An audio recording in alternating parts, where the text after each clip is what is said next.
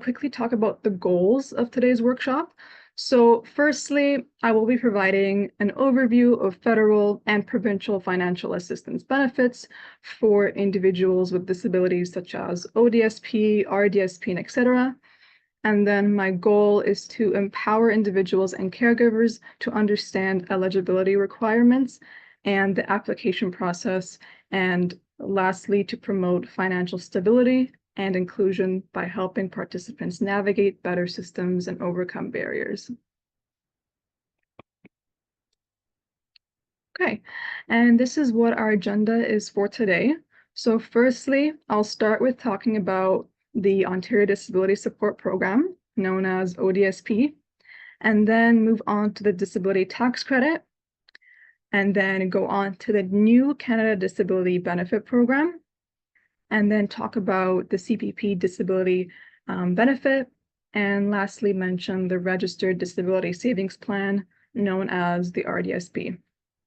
And all of these programs will mention the eligibility requirements and will show you how to apply. Okay, so now let's start with the most important question being, what are welfare benefits anyways? Well, welfare benefits, in other words, is known as social assistance or income support, which are financial and other supports provided by the government to individuals and families facing financial hardship. So it's important to note that the programs I'm talking about today is only accessible for people living with disabilities and is not for everyone.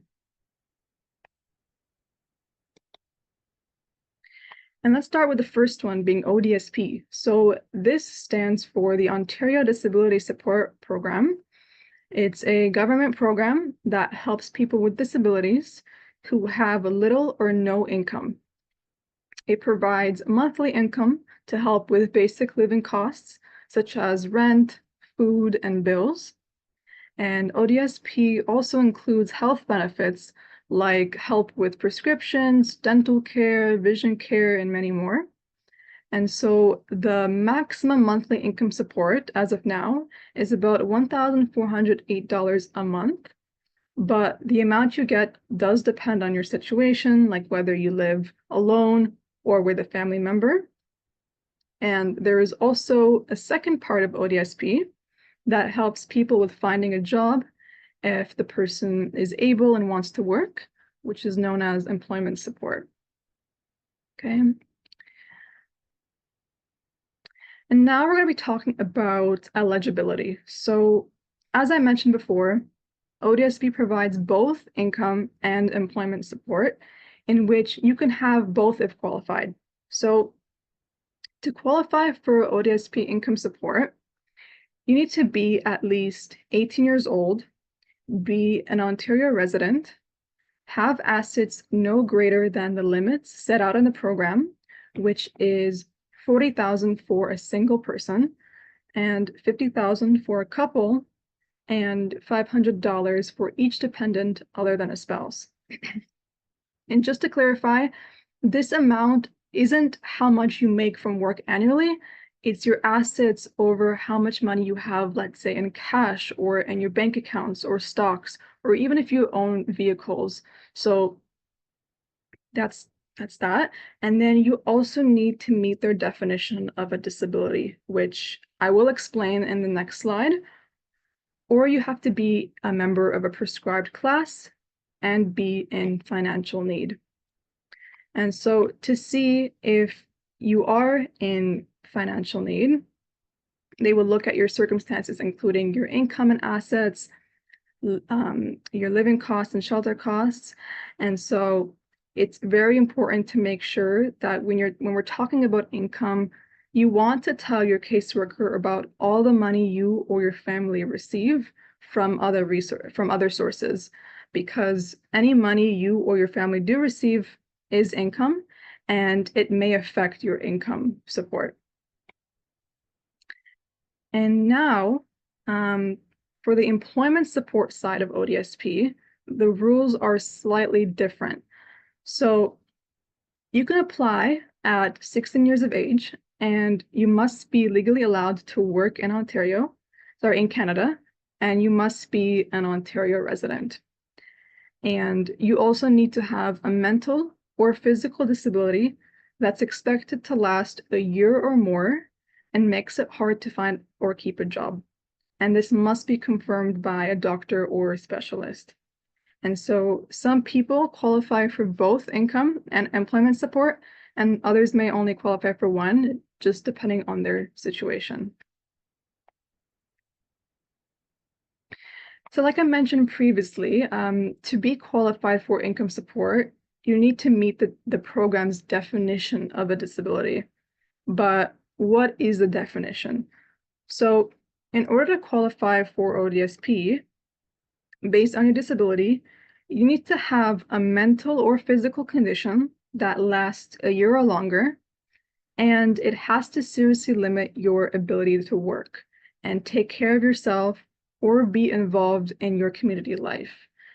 And a healthcare professional also needs to confirm your condition, such as how long it would likely last and how it affects your daily life.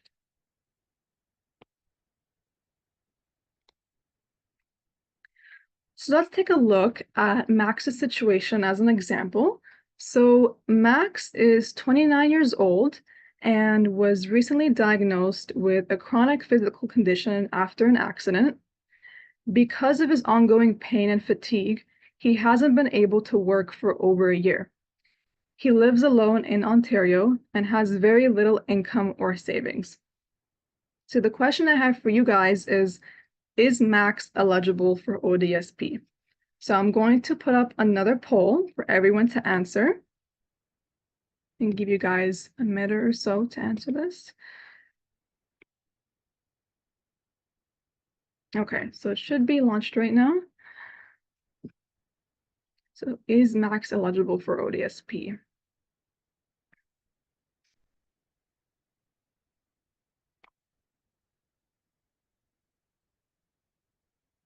So we got a few responses saying yes. We got some saying not sure. Okay. Okay. So most of you did get it right. And the answer is yes, he is eligible. And this is because he's over 18 and he has a disability that is expected to last a year or more, and it affects his ability to work and is in financial need. Okay, so here we have a workshop from 2023 by OneHub Growth, and this is specifically on ODSP and Ontario Works that talks more in detail about both. So if you are interested in learning a little bit more about ODSP and in more detail, I highly recommend checking this YouTube video out, which I have provided the YouTube link right here in the slide so that you can easily access it on your own time.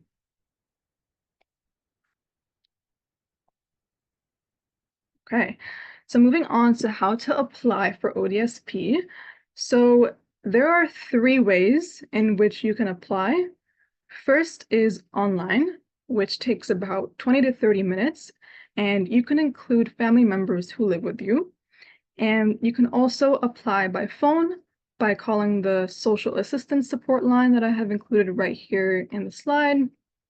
Or you can apply in person by booking an appointment at your local ODSP office. And make sure before applying, you have all your documents ready with you. And this includes your SIN number, OHIP cards, birth certificates, immigration papers, and tax returns, and your banking information. This is because having all these ready will make your application a lot faster and easier for you. And so right over here, I have included the link where you can start the application. So I'm going to show you that right now, what the form looks like.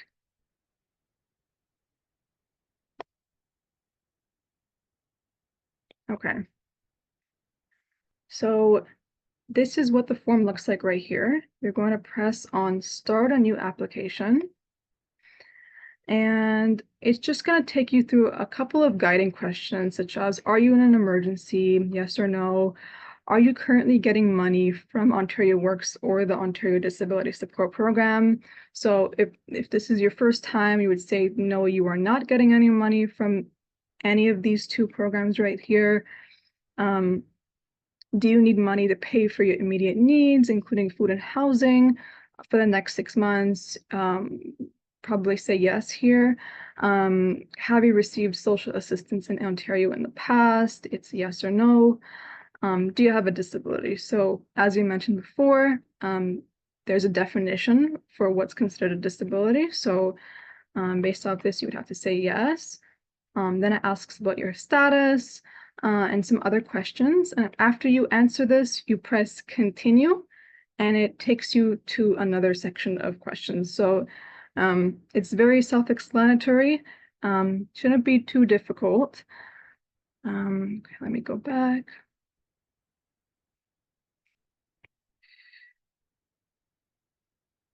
Okay. And yes, once again, I have included the link here so you could access this page on your own time. Okay, so here I'm going to be talking about what the application process looks like step by step. So step 1, you start by filling in your personal information online or with a caseworker. And this includes your full name, date of birth, status in Canada, home address, email address, monthly incomes and available assets, housing costs, other expenses. It could be childcare or any other disability-related expenses, and also your bank account information so that you can get your payment quickly. And then step 2, once you submit the application, a caseworker from your local ODSP office will review it, and they'll call you within 15 business days to set up an appointment. And then step 3, you'll then meet with the caseworker, either in person or by phone, to go over the details and sign the forms. So the caseworker might ask you to provide more information, like copies of bills or other documents to verify the information you included in your application. So this can include proof of any income or employment or shelter costs or proof of residency in Ontario as well. So basically, if they need more information, they'll let you know during this step. Okay, and so after your application is submitted, there are just a few more steps. So next step, you'll need to fill out and submit a disability determination package, or known as DDP, which if you don't know what this is, don't worry, because I have a resource list that will take you to a link that explains what this package consists of. And so this DDP must be filled out by an approved healthcare professional, like a doctor or a registered nurse. And if you're already part of a group called a prescribed class, you don't have to complete this step. And if you're wondering what a prescribed class means, it has different definitions, but one example would be if you're receiving either the Canadian Pension Plan Disability or the Quebec Pension Plan Disability Benefit. And I have included a link here below, right over here at the bottom, where you can understand the different ways someone could be considered a prescribed class, as there are many definitions for this. Okay, so next is step 5. So after this, the government will review your DDP carefully, and you'll get a letter from the Disability Adjudication Unit within 90 business days telling you if you qualify based on your disability. And then the last step, step 6, if you are approved, your caseworker will help you make a plan, and they'll also tell you when you can expect to receive your first ODSP payment. Okay, so now I'm going to quickly talk about the T5007 tax slip.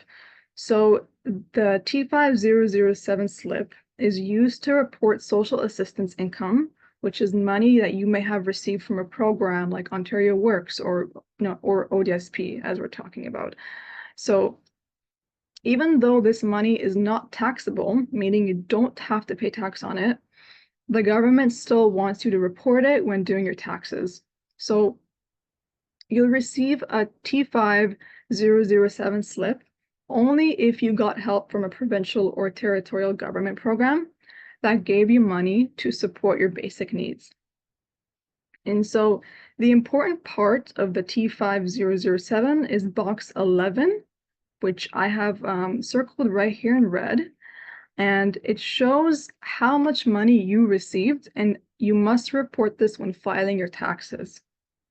And so reporting this income is very important because it helps CRA decide if you should receive other benefits. And this can include things like the GST-HST credit, which is money you get every few months, or the Canada Child Benefit if you have children, or the Old Age Security Supplement if you're a senior. So even if you don't owe taxes, you should still report the T5007 because it helps you get other money from the government that you might be eligible for. Okay, so now moving on to the next benefit program, and this is called the Disability Tax Credit, known as DTC. Now, I know nobody really loves tax season, and paying taxes can definitely feel very annoying, but this credit is actually meant to help you. So the DTC is a federal tax credit that helps people with disabilities or their supporting family members pay less income tax.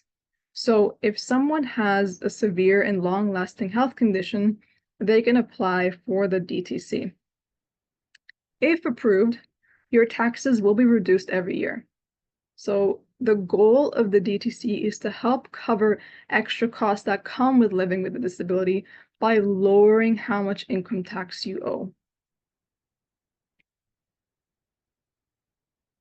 Okay, so to be eligible for the disability tax credit, a medical practitioner needs to certify that you have a severe and long-lasting impairment, and one of these categories that you see on the slide right here on the left.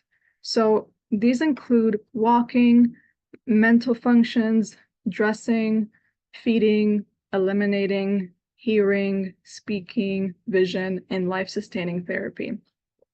And if someone has serious difficulty in just one area or some difficulty in two or more areas, or they receive therapy to support a vital function, they can qualify. But once again, a medical practitioner would have to certify this. Okay, so to apply for the disability tax credit, the first step is to have your condition certified by a medical professional, as I had mentioned. So here's a chart on the right showing which professional can fill out the form and what kinds of impairments they're allowed to certify. So, for example, an audiologist can certify your hearing impairment, or an optometrist can certify your vision impairment, and so on and so forth. So, and if your doctor charges a fee to complete the form, you'll need to pay it, but you might be able to claim that cost on your taxes. Okay, and now let's move on to step 2. So you would then have to fill out the T201 Disability Tax Credit Certificate. And so there are multiple pages in the full form, but don't worry because you only need to fill out Part A.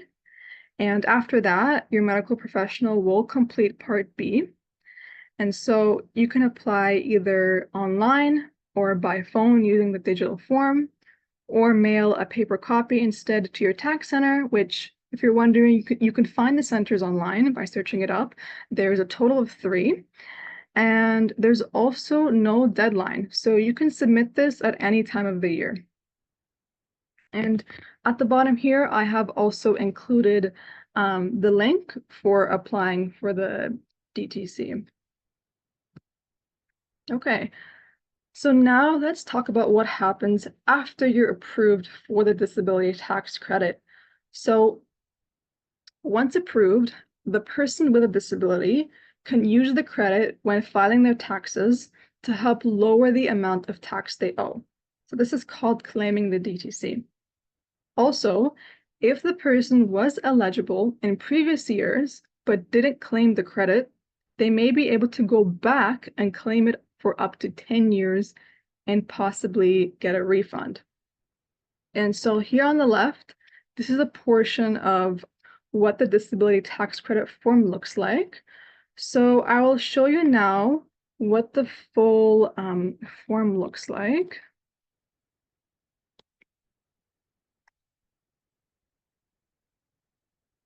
Okay. So right here, you should see the full form. First, they ask about your personal information. This is part A that you're filling out. They ask about your personal information. They ask, and after they ask you, this is the part I'm going to talk about, which is the previous tax return adjustments. So for part A, question 3, it asks you right here, if the CRA approves your application, do you want them to go back and apply the credit to your previous tax returns? So if you check yes, the CRA will review your taxes from the past up to 10 years ago, and if you were eligible during those years, they'll make adjustments and you might possibly get a refund if you paid your taxes. And if you check no, so no right over here, they won't touch your past tax years, and the credit would just apply starting now and moving forward.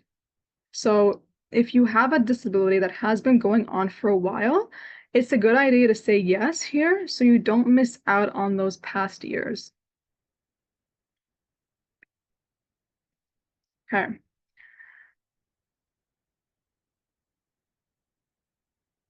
All right.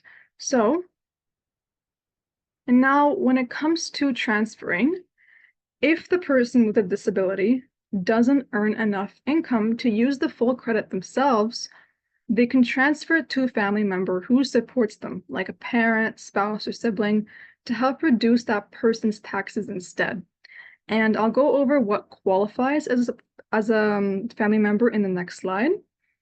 And so this way, the credit still helps the family financially, even if the person with a disability has little or no income.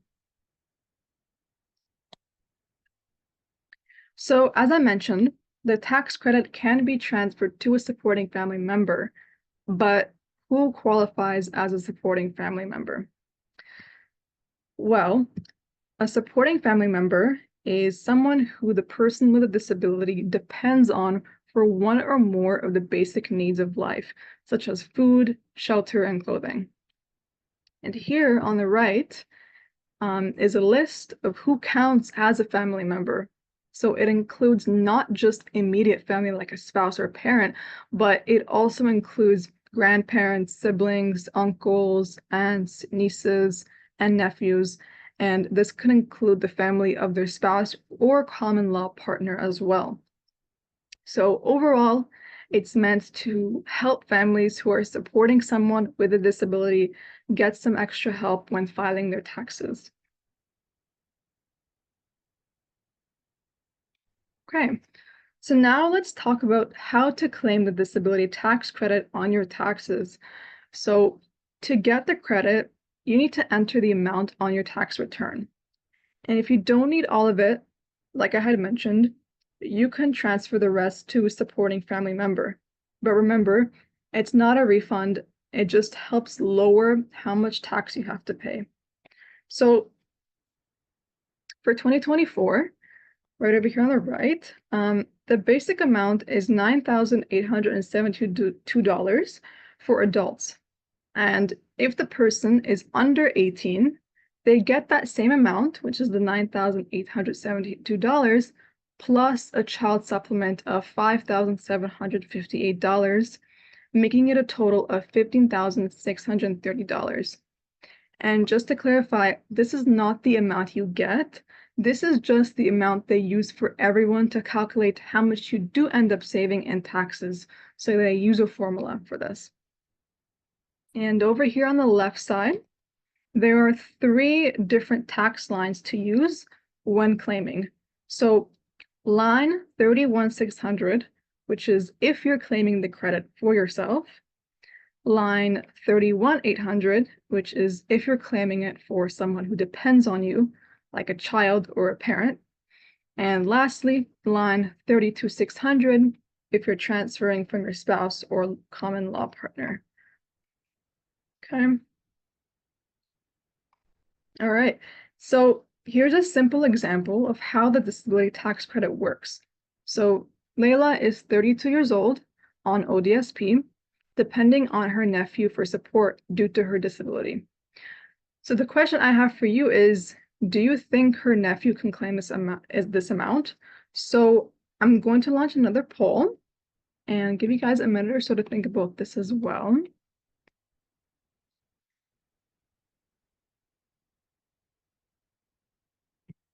Okay, so it should be launched right now.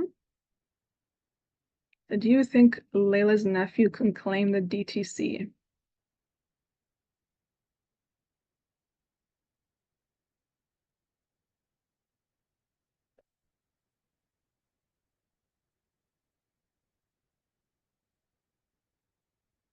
Okay, so it looks like a majority of you guys did get this right. So the answer is yes. Her nephew can claim this amount, and this is because her nephew is her supporting family member who is providing the basic necessities of Layla's life.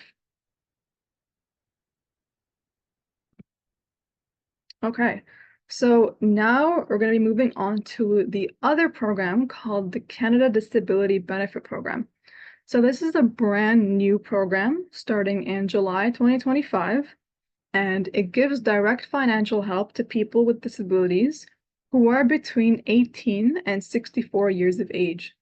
So if you qualify, you'll get monthly payments, and these start the month after your application is approved. And even better, if your application is approved in July or later, you can get payments back from the months you were already eligible, starting from June 2025. Okay, so to get the Canada Disability Benefit, you must meet these requirements. So you must be between 18 and 64 years of age. You need to already be approved for the disability tax credit. And you and your spouse or partner, if you have one, must file your 2024 federal income tax return, which is very important to know.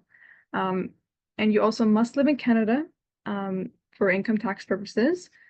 And you also must be one of the following right here. So you must either be a Canadian citizen, a permanent resident, a protected person like a refugee, a person registered under the Indian Act, or a temporary resident who has lived in Canada for the past 18 months.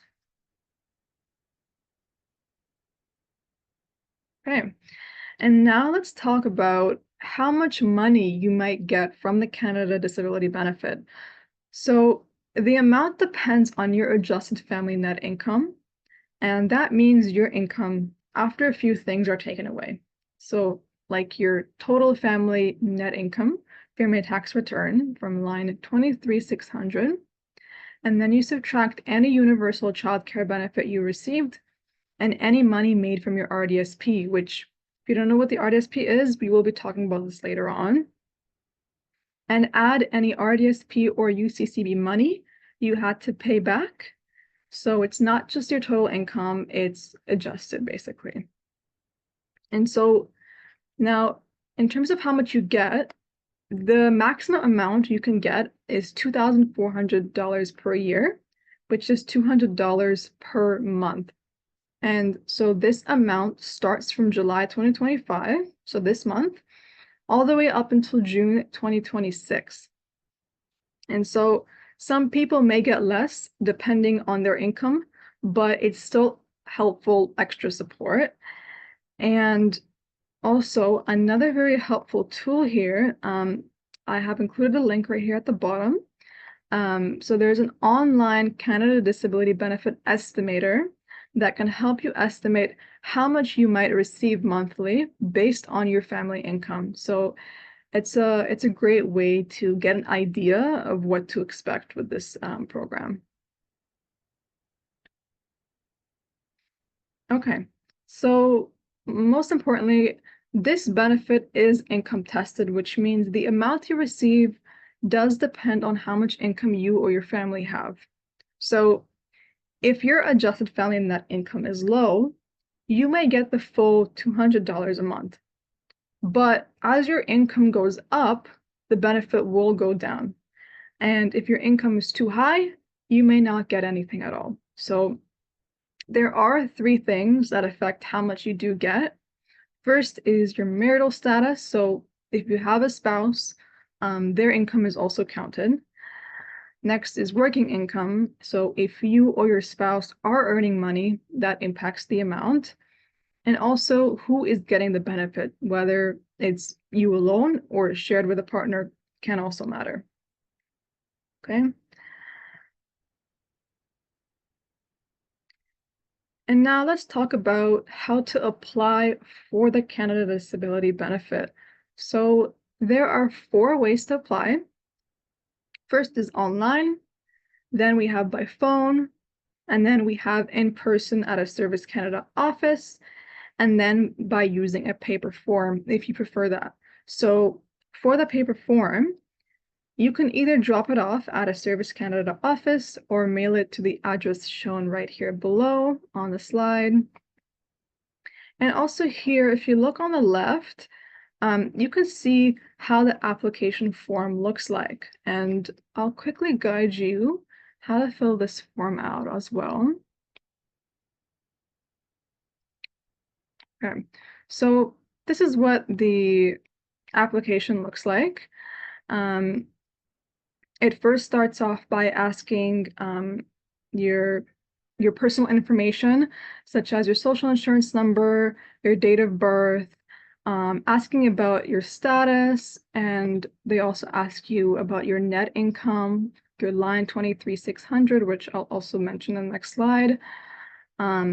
It also asks you how you would like to receive your payment. So you can either do direct deposit or by check.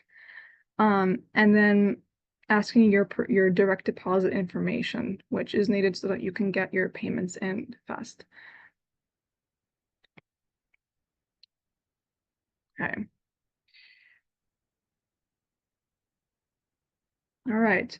So, and also I have included a link right here at the bottom. So if you're interested to apply, you can always press on the link, or you can apply on your own.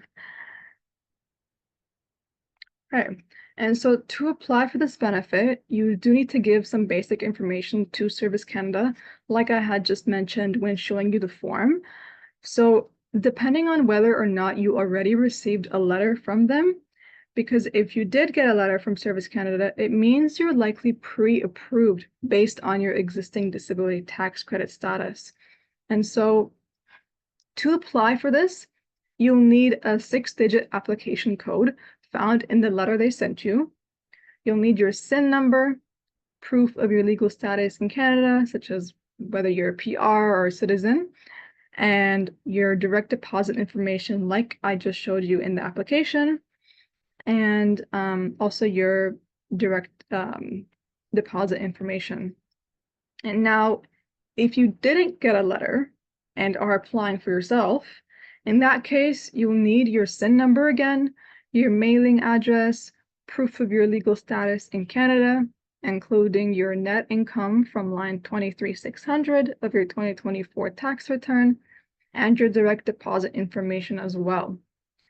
Okay, and if you're not sure how to find your net income or line 23,600, it is listed near the bottom of your notice assessment from the CRA website. Okay, and also, once again, I included a link right here so that you can apply for this benefit. Okay, and now let's talk about how payments work. So if you qualify for the Canada Disability Benefit, you'll start getting payments the month after your application is approved. And payments are sent on the third Thursday of each month. And you can choose to get the money either by direct deposit or check, like I had mentioned before as well. And the good news is you don't have to reapply every year for this benefit. Okay. And if you do think that there was a mistake with the decision or payment amount, you can always ask for a review or reconsideration.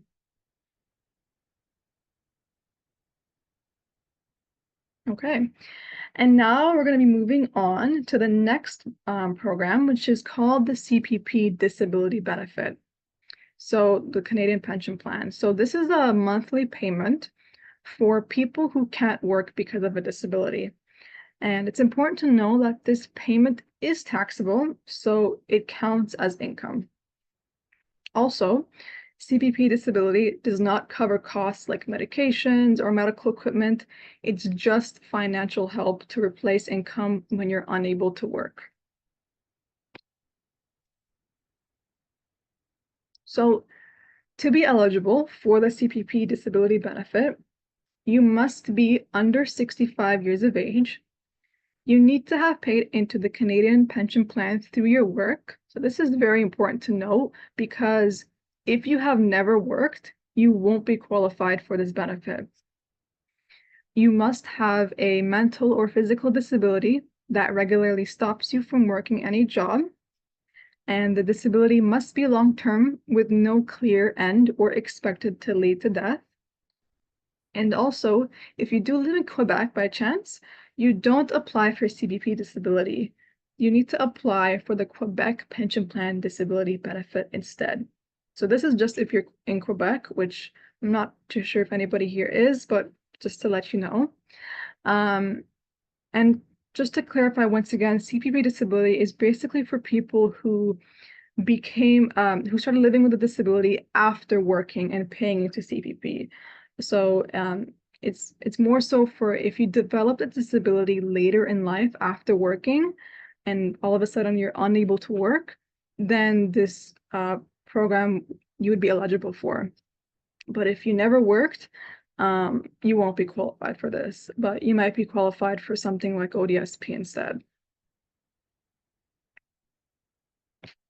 Okay, so let's talk about now about how much money you could get from the CPP disability benefit. So as of October 2023, the average monthly amount people received was about $1,203.88. And the maximum payment for 2025 is $1,673.24 per month. Okay, and so the basic amount starts at $598.49, which is the amount that everyone here would get. And then CPP adds more based on how much you worked and how much you paid into CPP over the years. So basically, the more you worked and contributed to CPP, the higher your monthly payment will be. Okay, and now we're going to talk about how to apply for the CPP disability benefit. So there are two ways to apply, either by paper form or by online. So if you're using the paper form, you'll either fill out the form for terminal illness under the terminal illness application, or the one for non-terminal illness called the Application for Canada Pension Plan Disability Benefit.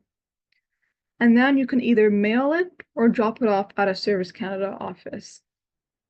Okay, and if you are applying online, you can log into your My Service Canada account, choose Apply for the CPP Disability Benefit, and then you print and sign the form called ISP 2502. You just sign and submit the form, and you can also find the link right here on the slide if you want to check this out later and apply for yourself. Okay, And now let's talk about step 2. So submitting your medical form. So just to let you know, this application does require you to submit 2 forms.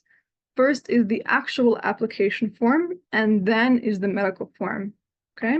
And so for this medical form, first you have to choose the correct one. So if you have a terminal illness, you complete the terminal illness medical attestation form, or the medical report if it's a non-terminal illness. And most importantly, before you give the form to your doctor, you must complete sections 1 and 2 of this form, which are very simple, such as asking your personal information and then asking for your consent. And then after you have completed these 2 sections, you then give it to your doctor or nurse to fill out their part. And if they return it to you, you are responsible for submitting it, and you can do this either through uploading it online through your My Service Canada account, or you can mail it or drop it off at a Service Canada office. And just to let you know that you should be working with your doctor or nurse to complete this form, because for the medical report, like I mentioned, you're responsible for completing sections 1 and 2, and then the doctor would complete the rest of the sections, which are sections 3 to 9. Okay, and right here on the right is what the application form looks like for the medical report. Okay, and now let's take a look at another example to help you understand the eligibility for the CPP Disability Benefit. So this is Fatima. She's 42 years old and had to stop working because of a long-term illness. She worked full-time for 15 years and paid into CPP. So the question is, can she apply for the CPP Disability Benefit? So I'm going to put up another poll as well. And let's see what you guys think. Is Fatima able to apply for this benefit?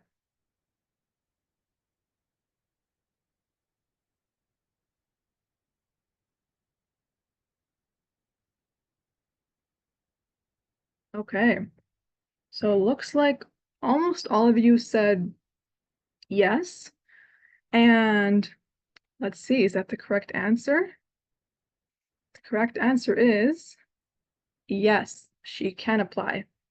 And this is because A, she's under 65 years of age, she has a long-term illness that stops her from working, and most importantly, she contributed to CPP for many years while she worked, meaning she can go ahead and apply for this benefit. Okay. And now, after you apply, you might not always agree with the decision you get.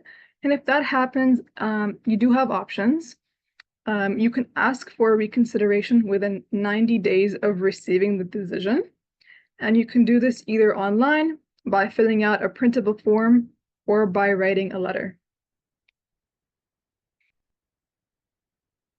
Okay, so now I want to briefly show you the T4AP slip. And this is the form you'll get if you're receiving the CPP Disability Benefit. So if you take a look right here under box 16, that's where the total amount of disability payments for the year will be listed. And then over here, you see box 21, and it shows how many months you got the benefit that year. And so this is also a taxable benefit, so it needs to be included in your income when you do your taxes. Okay. Okay. Now we're going to be moving on to our last benefit program for today. And this is called the Registered Disability Savings Plan, which is known as the RDSP. So this is a special savings plan to help people with disabilities save money for the future. So to open an RDSP, the person must already be approved for the disability tax credit, which now you are more aware of what this is if you didn't know about it before. And the RDSP is especially useful for people who have long-term mental or physical disabilities and want to build up savings over time. And the good part about this is that you can receive extra money from the government through grants and bonds, even if you can't contribute a lot yourself.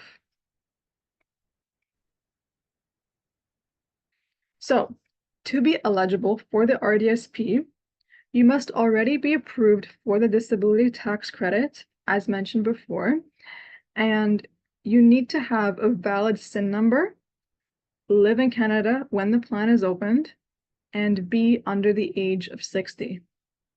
And you can only have one RDSP account at a time, but more than one person, like a parent or a legal guardian, can help manage it as a plan holder. And when we're talking about resident of Canada, we mean you can be a citizen and you can be a protected resident or protected person or a permanent resident, but living in Canada isn't enough. You have to be officially recognized as a resident for tax purposes. So for example, if you're a visitor for a short period of time or you're on a student visa, you wouldn't qualify.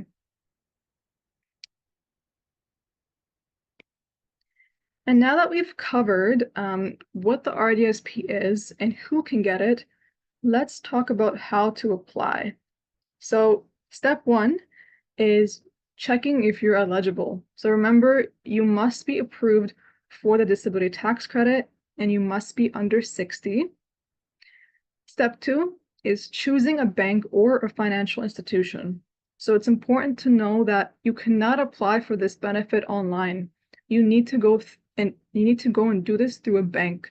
So it's important to note that not all banks do offer RDSP, but many of the major ones, for example, Scotiabank, TD, RBC, and BMO do offer it. And step three is booking an appointment, which you can do by calling or visiting the bank to open the RDSP account. And make sure to tell them that you're there to open an RDSP and ask for the RDSP application form. And then step four is bringing your information with you. So this includes your name, date of birth, and your SIN number. Okay, so now we're going to be talking about the contribution limit for the RDSP. So this is important to understand if you or someone you know is planning to open an account. There is no annual limit, which means you can put in as much money as you want each year. However, there is a lifetime limit. So you can only contribute up to $200,000 total for one person. So for example, if you'd like to put in $50,000 in 1 year, or even the full $200,000, you absolutely can do that. But just keep in mind that the maximum throughout the person's entire lifespan is $200,000. And also, contributions are only allowed until the end of the year the person turns 59. So it's something to plan for early if possible. All right, so now let's talk about two very important features that can help boost your RDSP savings. So we have the Canada Disability Savings Grant and the Canada Disability Savings Bond. So starting with the bond right here on the left side of the screen, the government will match you contributions depending on your family income, either at a rate of 300%, 200%, or 100%.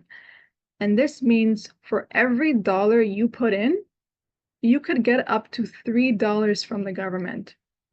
So you can get up to $3,500 per year in grants and up to $70,000 over your entire lifetime. And you can receive the grants until the end of the year you turn 49.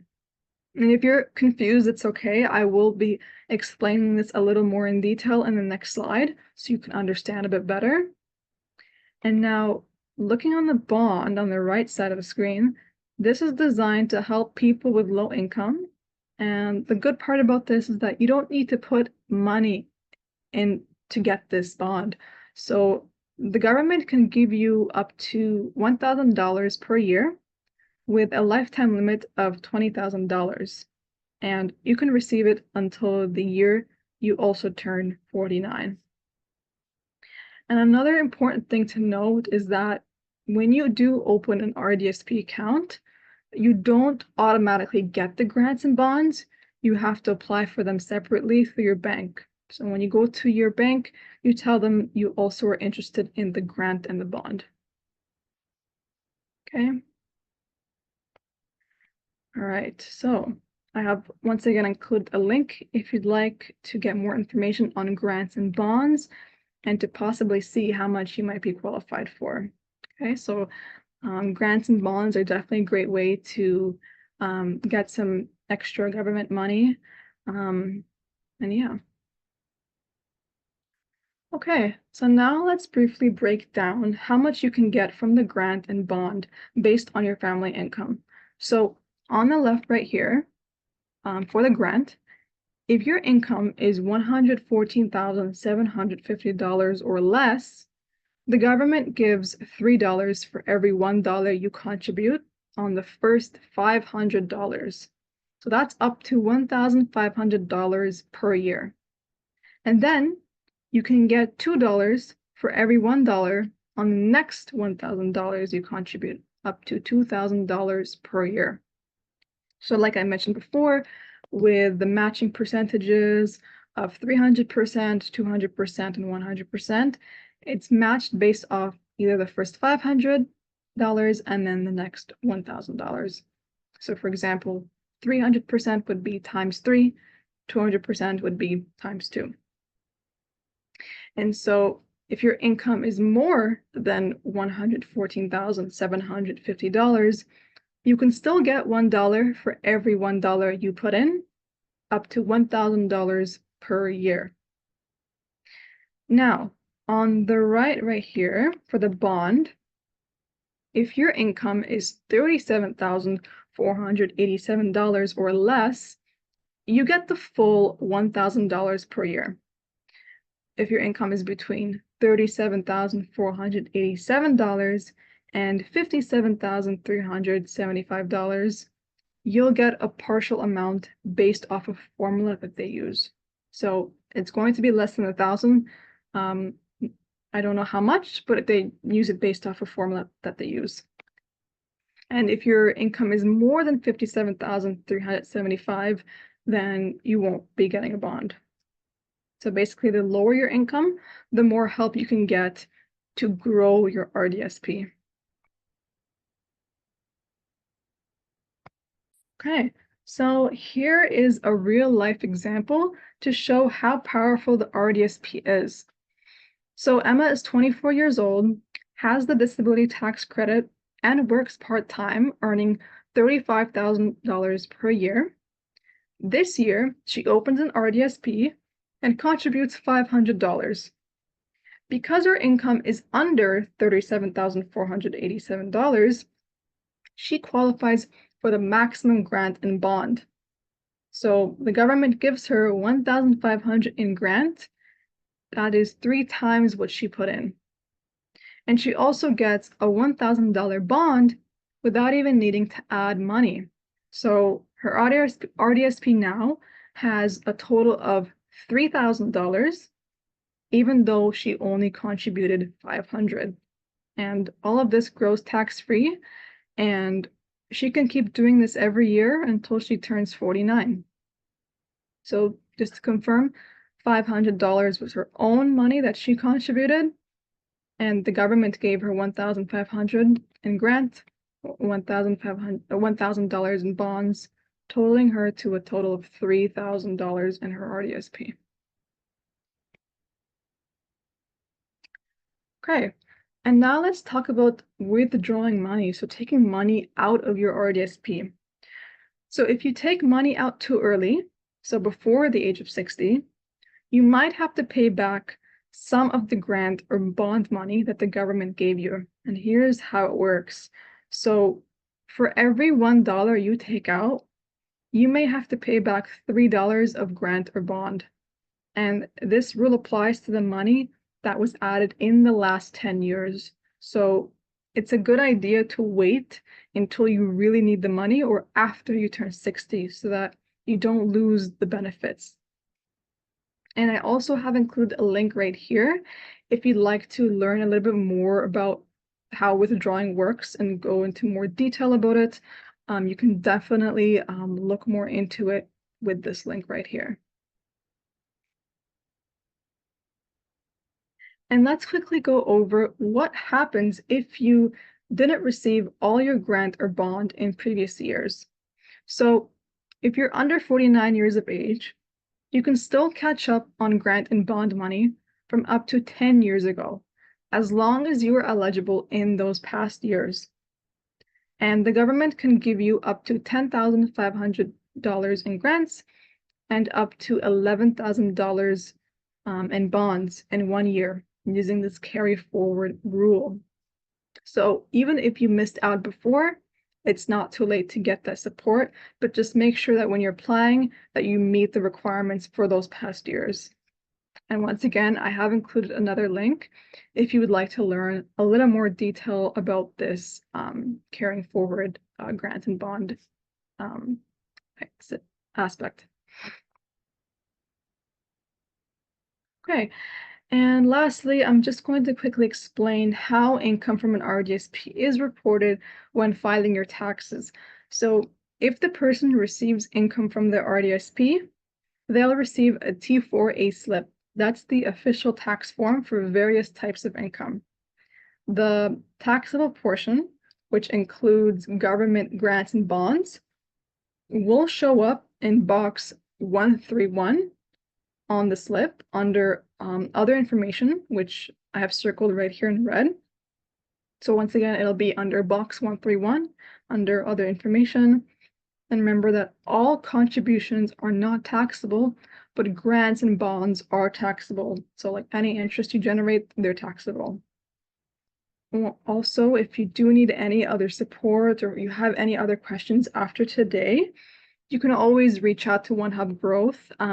We have our location showed right here. You can reach out to us either by email or by phone or even in person if you're nearby. We're happy to help with any questions or concerns you may have after today. And yeah, thank you all so much for listening and being a part of the session. I really hope it helped you understand a little bit more about the different benefits that are available and how to access them. And once again, be sure to check out our website for more helpful resources. But yeah, if there's any more questions after today, I do suggest once again sending any inquiries to the email as our workshop now is over.